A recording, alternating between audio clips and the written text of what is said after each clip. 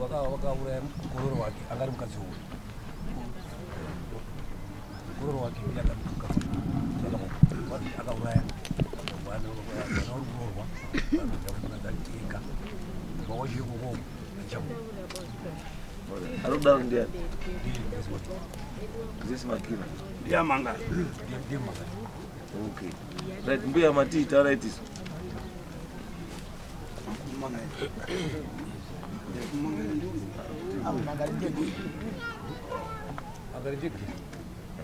taura iti zombuya nyaya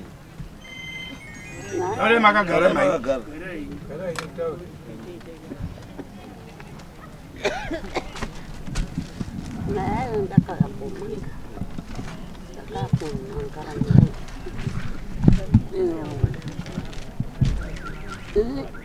Kura da kampus ini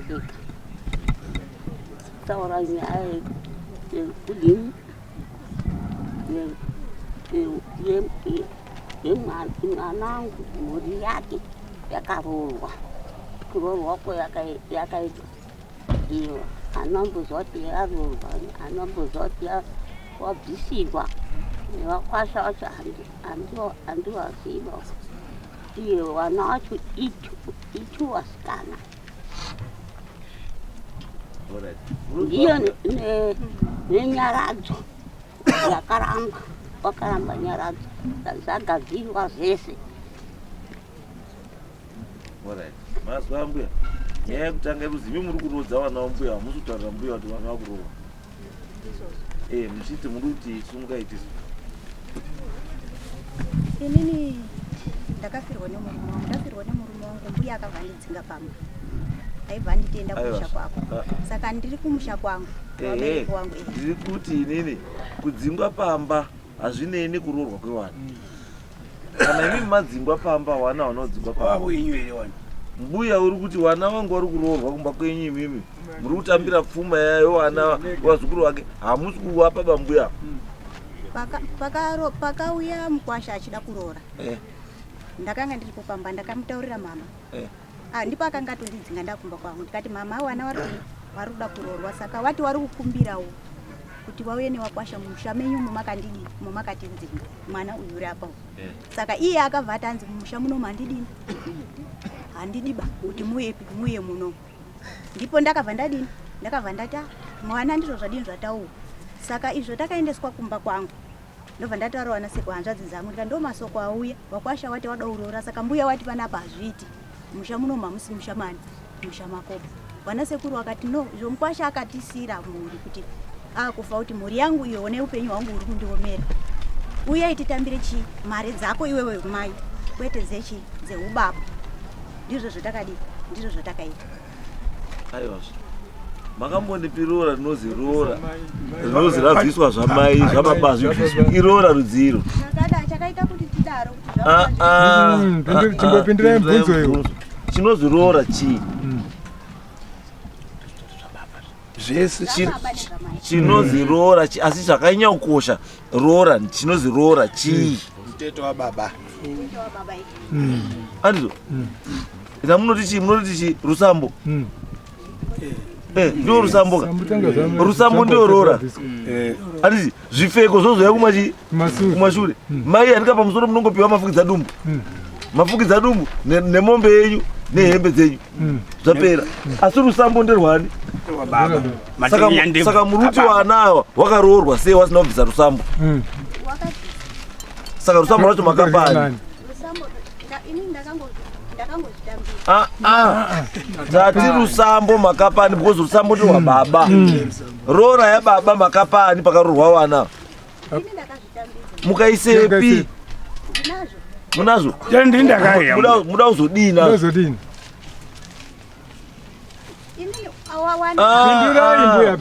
munazvo munoda kuzodii nazvo ndakafuna kuvabereki wewana avo murume wenyu wangu zvanga akaita murume wenyu anga asina munin'ina here kana mukoma akazvarwa ari ega mai avo kwakuchizoti reta on 2012 kwakuchizotaurira murume wangu ini kuti iwe hausiri wekwani wekwamakinapa uri wekwamanhimanzi kunyanga saka murume wangu uchizoendepi kunyanga ikoko kwakubva adini kwakuonana nechi newabereki wake akangoonana nawo gore rimwe.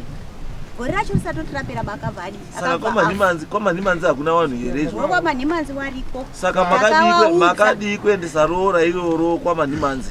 Takawaudza kuti vana vari kuroorwa waibva wangonyarara havana icho wakataura. Ambuya. Musaite chikara. Murume wenyu akaenda kumusha kwake kwaManimanzi achiri mupenyu akanointroducwa kumusha kwake.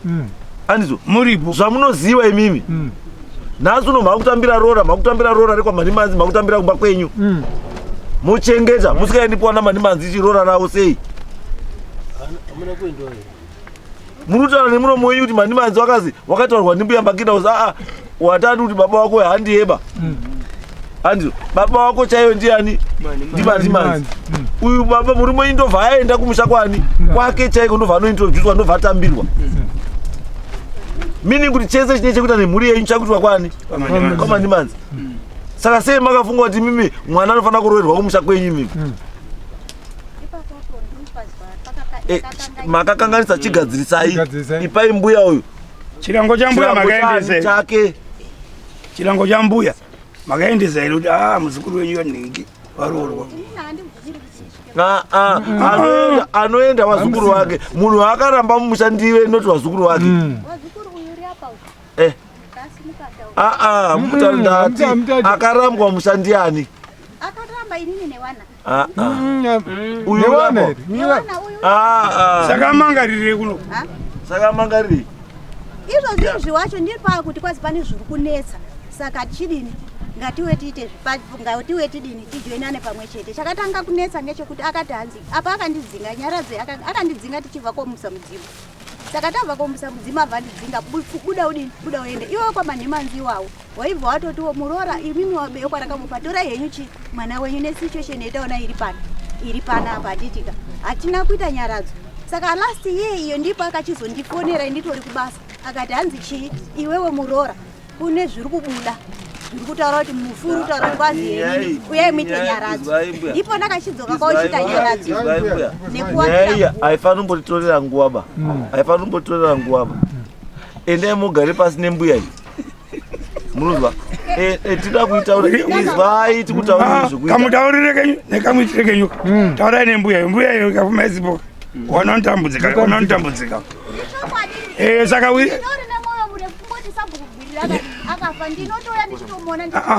Tsvagai mangu maitira munoita nemabhururu avo mutaure nambuya zvakanaka. Hama dzacho ndinotodzidaidzawo kuti uyai tigadzirise zvinhu mangwana zvinozodini zvinozonetsa. Saka hama dzacho dziri kutondikripa dziri kutoita kundirasira kuti iwe hameno onawo zvekuita naye. Iyo zvinhu ndadzifonera kuti uyaipi kudare tigadzirise ngekuti mangwana zvichanetsawo imimi zvichanetsawo wana wangu apa. Saka hama dzacho dzinongondisiya ndakadaro. Uyu urikutaura kuti ndandarongera mwana wangu nyaradzo. Nyaradzo haina kuzoitwa. Nyaradzo yakaitwa. Haina kuitwa. Nyaradzo yakaita tikavakira guwa bvunzai mwana uriapo. Guwa rinotorwa pamwepa vakatanzi nyaradzo ingo rachiitwa. Guwa rakavakwa yairipo ngemonisa wakaguwa nenyaradzo zvese pamaka wakaguwa negumo makamutaurira angatoripo angatoripo. Saka nyaradzo makaita urirambo nyaradza muna kuita hainatwa ba guwa ndio rakagadzwa takaita nyaradzo takakira ndipo paparatwa nyaradzo. Pamusoro muri kuziva nyaya iripo iye nyaradzo nyaradzo izvi yakaitwaka akati murume wangu apa akafa akaigwa nevanhu kuchechi kwangu. Saka uyu aiti nharo yanga iripo ndeyekuti anga asingadiba kuti nyaradzo wanoita nyaradzo wawe wekuchechi kwangu inini. Saka wekuchechi kwangu ndiwo wakaiga murume wangu. Wekumusha kwake kwaManimanzi ikoko kwemurume wangu wakabva wangoti itai mese pamwe chete. Saka izvo takaita zvacho ngezvekuti pakuti tite pamwe chete wekuchechi kwangu ini ndiyo wakauya wekuchechi kwake ikoku kwamugodi wakaramba ana kuramba makaenda ikoko kogara.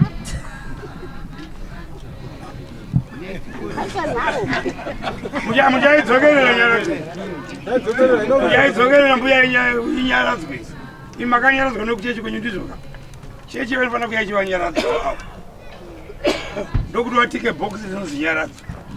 Ipapa pandinokumbobvira nana baba asi madhuku enyu akanaka kufanana.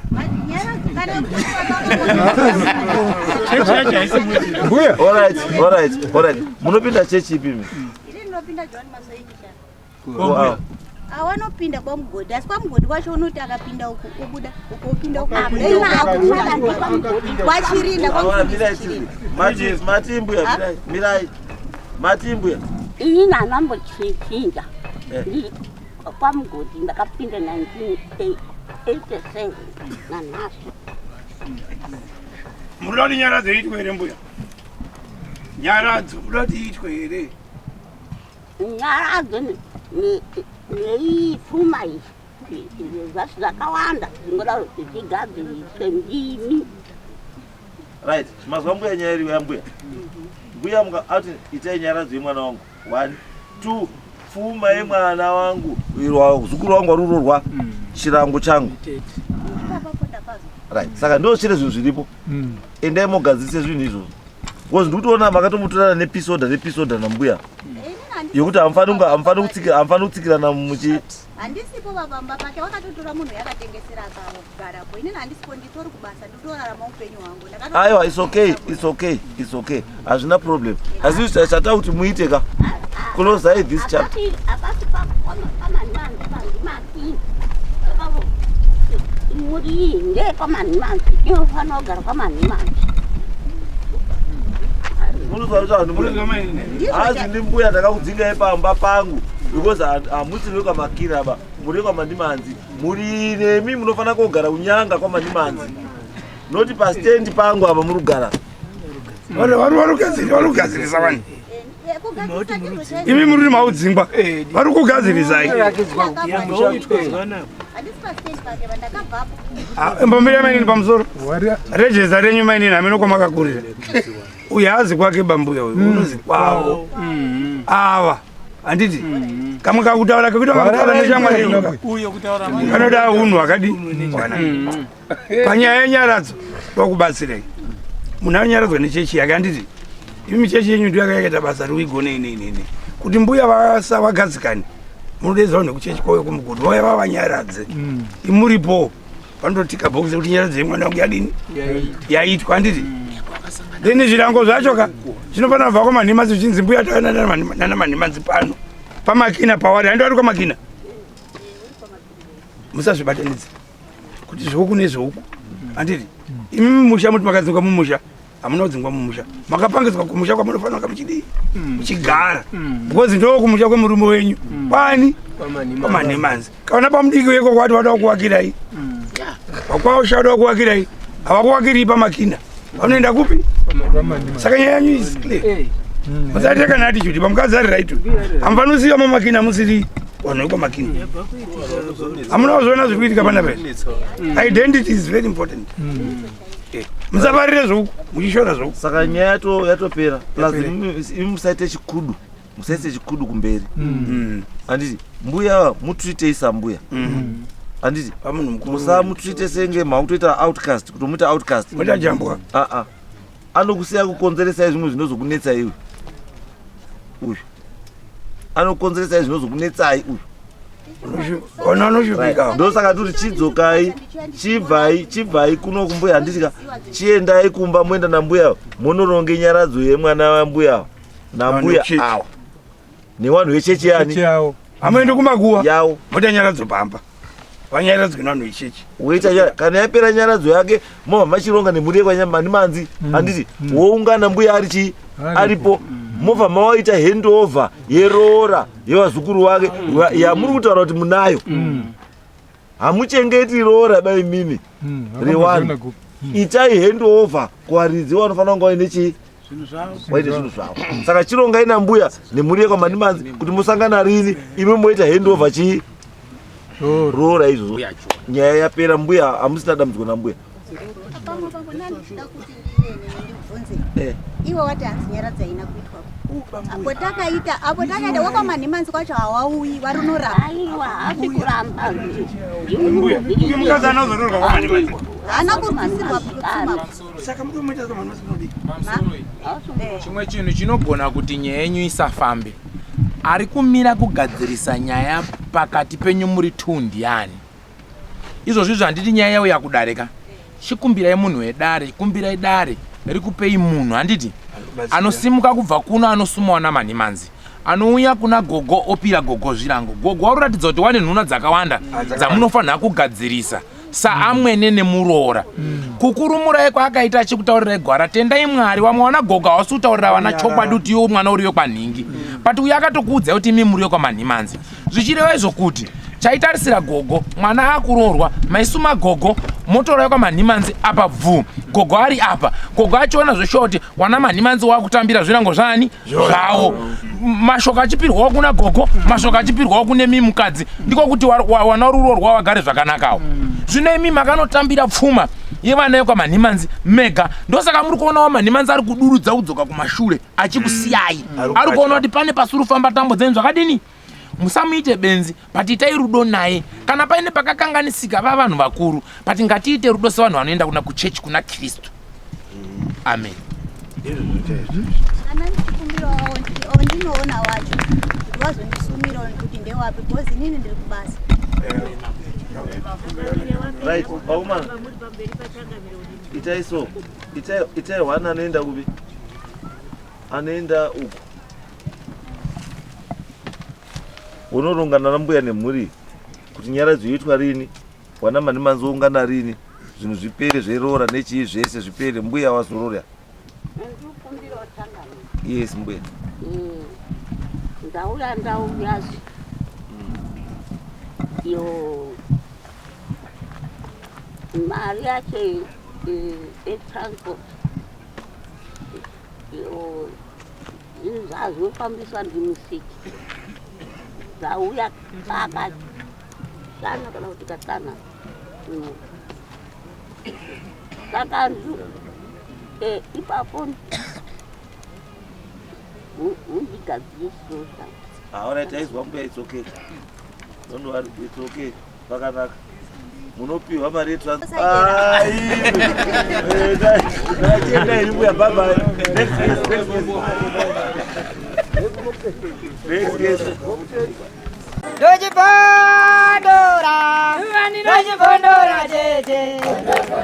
Teachcatch MTV inokupa nyaya dzakasiyana-siyana dzinoitika mumatunhu atigere neakatikomberedza dzinotyisa dzinofundutsa dzinokatyamadza pamwe chete nedzinosetsa kuti musarasikirwe nenyaya idzi munoenda paYouTube channel yedu Teachcatch MTV mondo subscribe ipapo musakanganwe kulaika pamwe chete nekusheya musazokoshiwe kupfanya kabhatani ako ndokabheroka kuitira patinokanda chinopisa munoyeuchidzwa Teachcatch MTV tinodzifamira Dojibondora, tete.